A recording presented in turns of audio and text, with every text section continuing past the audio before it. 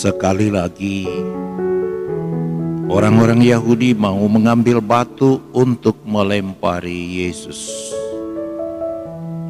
Kata Yesus kepada mereka, "Banyak pekerjaan baik yang berasal dari Bapa-Ku yang kuperlihatkan kepadamu. Pekerjaan manakah di antaranya yang menyebabkan kamu mau melempari Aku?"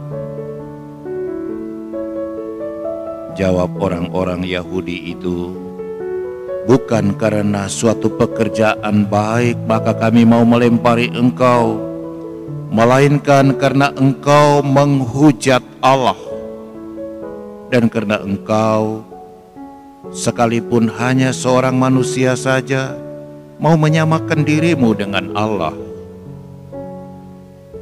Kata Yesus kepada mereka, "Tidakkah ada tertulis dalam kitab Taurat, Aku telah berfirman, kamu adalah Allah?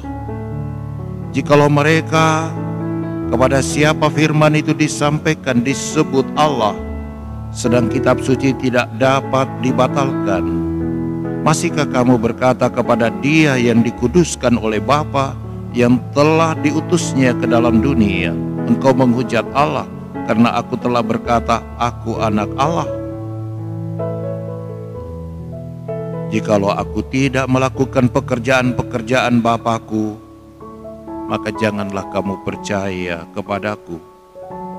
Tetapi jikalau Aku melakukannya dan kamu tidak mau percaya kepadaku, percayalah akan pekerjaan-pekerjaan itu, supaya kamu boleh mengetahui dan mengerti bahwa Bapa di dalam Aku dan Aku di dalam Bapa." Sekali lagi mereka mencoba menangkap Dia, tetapi Ia luput dari tangan mereka. Kemudian Yesus pergi lagi ke seberang Yordan, ke tempat Yohanes membaptis dahulu, lalu Ia tinggal di situ. Dan banyak orang datang kepadanya dan berkata, "Yohanes memang tidak membuat satu tanda pun, tetapi semua yang pernah dikatakan Yohanes tentang orang ini adalah benar." Dan banyak orang di situ percaya kepada Yesus.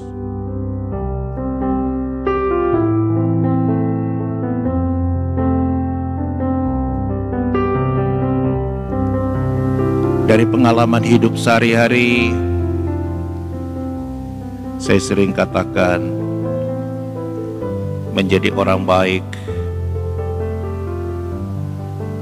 itu tidak mudah.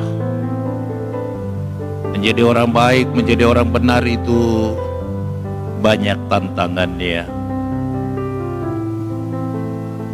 Bukan hanya karena hal yang baik itu menuntut energi ekstra, usaha dan kerja keras, tetapi karena hal yang baik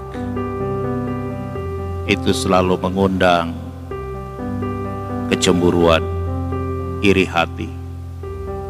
Lihat saja banyak orang yang berhasil, banyak orang yang bisa menduduki sebuah tempat posisi yang bagus, itu banyak musuhnya. Banyak orang menjadi tidak rela, bahkan apalagi kalau merasa terancam oleh kebaikan, oleh kejujuran, oleh pekerjaan yang jelas-jelas bermanfaat bagi banyak orang. Dan sesungguhnya itulah saudara-saudari yang kita dengar di dalam bacaan yang pertama, juga dalam bacaan Injil. Dalam bacaan Injil dimulai dengan kalimat sekali lagi. Sekali lagi, artinya ini untuk kesekian kalinya. Sekali lagi orang-orang Yahudi mau mengambil batu untuk melempari Yesus. Apa salahnya Yesus? Apa kejahatannya Yesus? Apa yang Yesus perbuat yang merugikan orang? Tidak ada. Semua yang Yesus perbuat murni karena panggilannya sebagai putra Allah untuk mewartakan kerajaan Allah, baik dengan kata maupun dengan perbuatan. Maka Yesus mengajar, Yesus menyembuhkan orang sakit, Yesus membuat mujizat, dan seterusnya. Dan banyak orang tergerak hatinya untuk mendatangi Yesus. Seperti kita dengar juga pada ayat terakhir di dalam Injil tadi dikatakan bahwa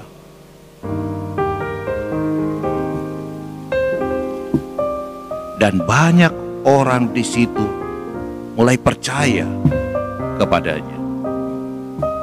Jadi kebaikan Yesus, tindakan kasih yang dilakukannya justru mengundang reaksi dari orang-orang yang tidak baik. Itulah kaum Farisi dan ahli-ahli Taurat. Entah karena apa mereka malah merasa terancam.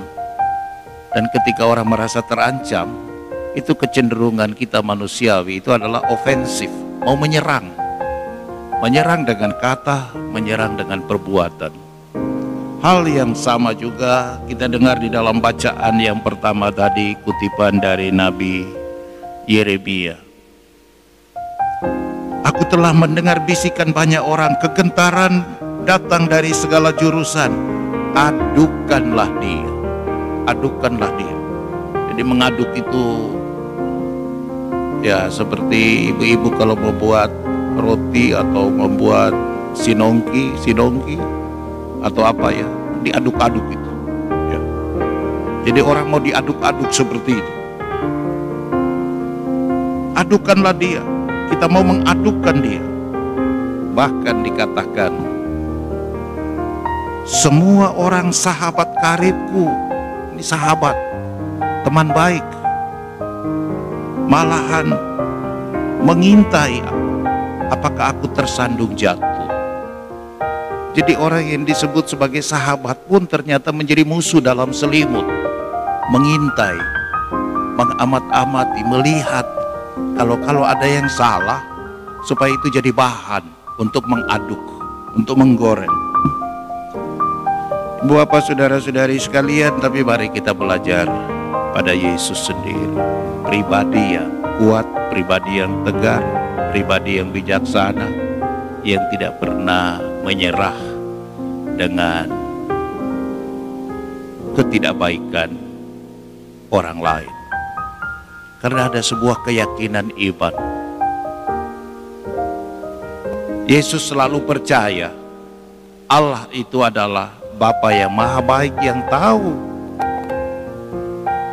mana gandum, mana ilalang, mana pohon yang baik, mana pohon yang tidak baik, mana orang yang baik dan mana orang yang jahat. Maka di dalam bacaan yang pertama tadi dikatakan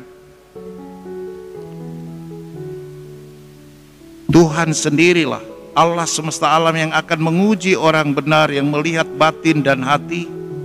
Biarlah aku akan melihat pembalasan Tuhan terhadap mereka.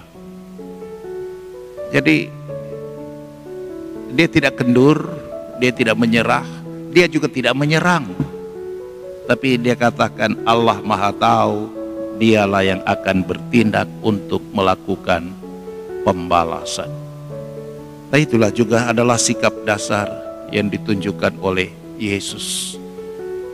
Yesus, kalau kita merenungkan jalan salib atau membaca kisah sengsara, dikatakan dia bagaikan domba yang dibawa ke tempat pembantaian, tetapi dia sendiri tidak mengeluh.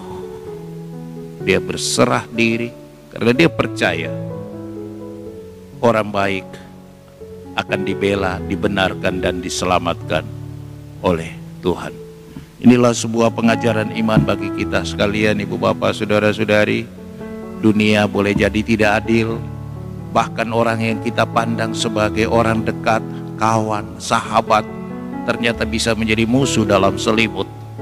Tetapi kebenaran tak pernah boleh kalah terhadap kejahatan. Itulah yang Tuhan Yesus tunjukkan kepada kita, juga Nabi Yeremia. Amin.